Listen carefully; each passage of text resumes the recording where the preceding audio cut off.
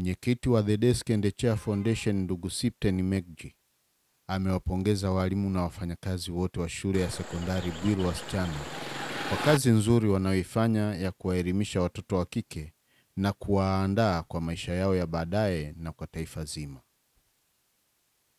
Hayo aliyasema kwenye mahafali ya kidato cha 6 ambapo alialikwa kama mgeni rasmi kwenye mahafali hayo.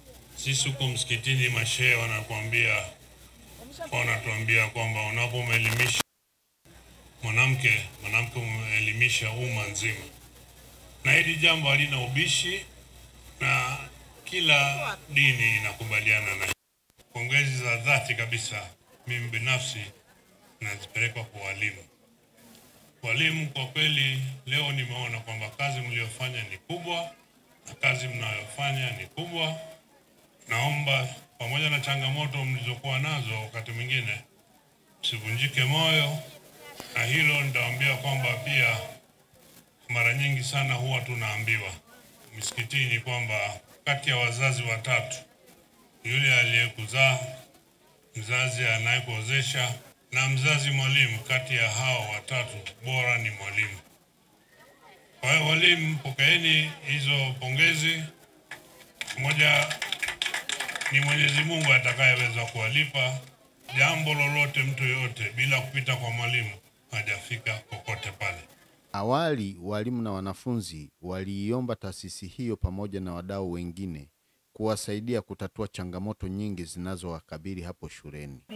Ndugu mgeni rasmi, tunapenda kuwasilisha ombi letu kwako la kuchangia utatuzi wa baadhi ya changamoto zinazotukabili, ikiwemo upatikanaji wa kisima, ujenzi wa vyoo na ukamilishaji wa ujenzi wa uzio wa bweni ili kuimarisha usalama wa wanafunzi na mali za umma.